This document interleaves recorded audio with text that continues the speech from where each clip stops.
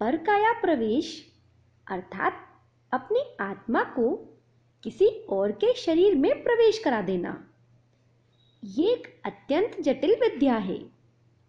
कोई भी गुरु इस विद्या को तब तक शिष्य को नहीं सिखाता जब तक वो पूरी तरह संतुष्ट ना हो जाए कि उनका शिष्य कभी इसका दुरुपयोग नहीं करेगा। लेकिन इसके बाद भी कुछ साधक इसका गलत प्रयोग करते हैं और कभी-कभी ये गलतियां बहुत भारी पड़ जाती हैं। ऐसी ही एक ऐतिहासिक घटना है जिसमें एक साधक ने एक राजा के शरीर में प्रवेश किया और फिर कुछ ऐसा हुआ कि उसे जीवन भर पछताना पड़ा। पाटलिपुत्र के सम्राट थे महापद्मानंद। उसी राज्य में महर्षि उपवर्ष और महर्षि वर्ष एक बहुत बड़ा गुरुकुल चलाते थे। दोनों ऋषि हर विद्या में निष्णात थे। उनकी प्रसिद्धि इतनी थी कि उस गुरुकुल में विदेशों से भी विद्यार्थी अध्ययन करने आया करते थे। महर्षि उपवर्ष के अनेक शिष्य थे, लेकिन उनके 3 शिष्य इतने बुद्धिशाली थे कि गुरुकुल में इन्हें त्रिवेणी संगम के नाम से जाना जाता था। पहले थे वररुचि, जो आगे चलकर सम्राट चंद्रगुप्त के महामंत्री बने। दूसरे थे व्याड़ी, जिन्होंने 1.25 लाख श्लोकों का एक अद्भुत ग्रंथ लिखा था।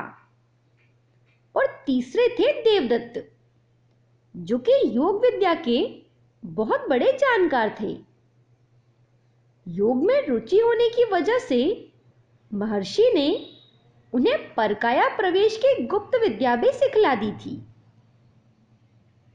उन तीनों में आपस में बहुत गहरी मित्रता थी। जब उनकी शिक्षा पूरी हुई तो महर्षि ने उन्हें स्नेहपूर्वक गुरुकुल से विदा किया, लेकिन वे तीनों अपने गुरु को बिना कोई गुरु दक्षिणा दिए वहां से जाना नहीं चाहते थे। उनके इस आग्रह पर महर्षि ने कहा कि तुम जैसे योग्य शिष्य मुझे मिले, इसलिए मुझे गुरु दक्षिणा की कोई आवश्यकता नहीं है। तुम अपनी विद्या का जन कल्याण के कार्यों में प्रयोग करना और समझना कि तुम्हारी गुरु दक्षिणा पूर्ण हो गई, इसलिए तुम निसंकोच होकर यहां से जाओ। लेकिन बुद्धि और विद्या का उन तीनों के मन में थोड़ा अहंकार आ गया था, इसलिए वे गुरु से दक्षिणा की बेवजह हट करने लगे। महर्षि तत्काल उनका अहंकार जान गए और उन्होंने 1 लाख स्वर्ण मुद्राओं की मांग रख दी। तीर धनुष से निकल चुका था, सो तीनों वहां से विदा लेकर ये सोचने लगे कि अब 1 लाख स्वर्ण मुद्राएं भला कहां से लाएंगे। वररुचि और व्याड़ी दोनों इस चिंता में डूबे थे कि तभी देवदत्त मंद मंद मुस्कुराने लगे। दोनों ने उससे पूछा, तुम मुस्कुरा क्यों रहे हो?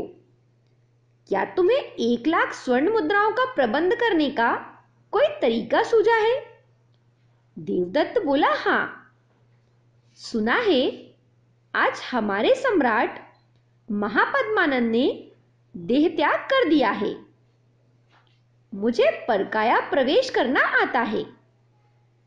मैं जाकर राजा की देह में घुस जाऊंगा। राजा को जीवित देखकर नगर में बड़ा उत्सव मनाया जाएगा। उसी उत्सव के बीच मौका देखकर मैं वररुचि को स्वर्ण मुद्राएं दे दूंगा। इस बीच व्याधी मेरे शरीर की रक्षा करेगा। अपना काम पूर्ण करते ही मैं राजा की देह छोड़कर वापस अपने शरीर में आ जाऊंगा। देवदत्त की इस योजना पर उन दोनों ने भी सहमति जताई। तरह निर्धारित योजना के अनुरूप देवदत्त ने कुटिया में अपने शरीर को छोड़ दिया और जाकर राजा की देह में घुस गया। व्याड़ी वहीं रुककर देवदत्त के शरीर की सुरक्षा करने लगा। उधर राजा के शरीर में देवदत्त के घुसते ही नगर में खुशी की लहर दौड़ पड़ी। अपने राजा को जीवित देखकर नगर में उत्सव की तैयारियां शुरू हो गईं। सब कुछ उनकी योजना के अनुसार होने लगा था, लेकिन राजा का महामंत्री शकटार बहुत समझदार इंसान था। उसने देखा कि राजा के पुनर्जीवित होने के साथ ही उनके हाव भाव और हरकतें बिल्कुल बदल गई हैं। राजा की संस्कृत बहुत कमजोर थी, लेकिन अब राजा बेहतरीन संस्कृत बोल रहे हैं और ज्ञान की बड़ी बड़ी बातें भी कर रहे हैं। शकटार का संदेह और प्रबल हो गया। शकटार ये जानते थे कि राज्य में महर्षि ने ये विद्या सिर्फ देवदत्त को ही सिखलाई है। वो तत्काल समझ गए कि राजा के शरीर में देवदत्त की आत्मा घुसी हुई है। इधर राज्य पर आक्रमण करने सिकंदर भी ताक में बैठा हुआ था। महामंत्री ने सोचा कि बिना राजा के राज्य को सिकंदर छोड़ेगा नहीं, इसलिए उसने दृढ़ निश्चय किया कि अब राज्य के हित में वो देवदत्त को राजा के शरीर से निकलने ही नहीं देगा। उसने सोचा कि राजा जीवित रहेगा तो राज्य सुरक्षित रहेगा। मंत्री ने अपने गुप्तचर भेजकर देवदत्त के दोनों मित्रों का पता लगवाया। उसे सूचना मिली कि व्याड़ी कहीं दिखाई नहीं दे रहा, जबकि वररुचि बिना किसी वजह के महल के आसपास चक्कर काट रहा है। महामंत्री तुरंत समझ गए कि माजरा क्या है। मंत्री शकटार अपने सैनिकों को लेकर व्याड़ी की कुटिया में पहुंचे। व्याड़ी ने उन्हें रोकने की बहुत कोशिश की, लेकिन सैनिकों ने उसे अपने कब्जे में ले लिया। शकटार ने भीतर जाके देखा तो देवदत्त का शरीर वहां मौजूद था।